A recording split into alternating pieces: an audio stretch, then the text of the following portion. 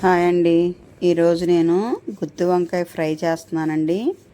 గుత్తి వంకాయ ఫ్రైకి కావాల్సినవి ముందు నేను వంకాయల్ని శుభ్రంగా కోసుకొని సాల్ట్ వాటర్లో కడుక్కున్నానండి.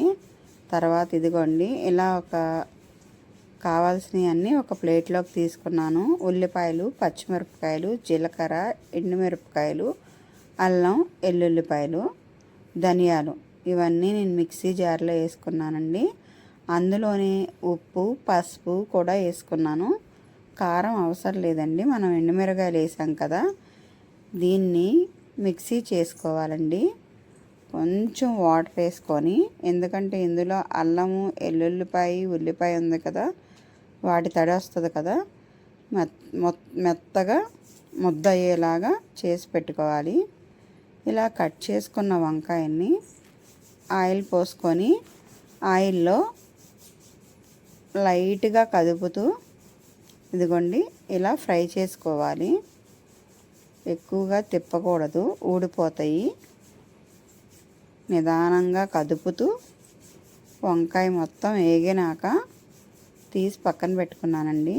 ఏదైతే మిక్సీలో వేసుకున్నామో దీన్ని ఈ వంకాయ ముక్కలు ఫ్రై అయిపోయిన తర్వాత ఆయిల్లో వేసి గోల్డ్ కలర్ వచ్చే వరకు వేయించాలండి.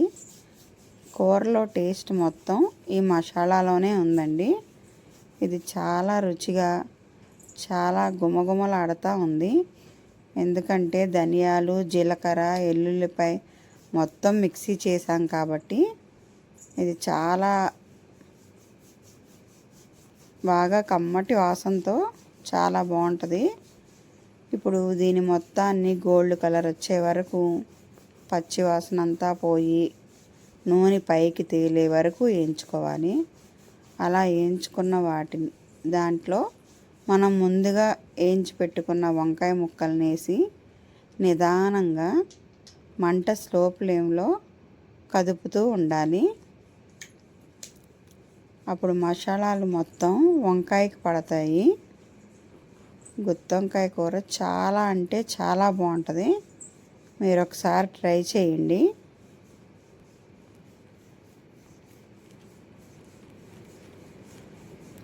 నిదానంగా వేగిన తర్వాత మొత్తం కలుపుకున్నాక నేను లాస్ట్లో కొత్తిమీర వేసుకున్నానండి. నిదానంగా కలుపుకోవాలి. ముక్క చితికిపోద్ది వంకాయ ముక్క. గుమగుమలాడే గుత్తి వంకాయ ఫ్రై రెడీ అయిపోయిందండి.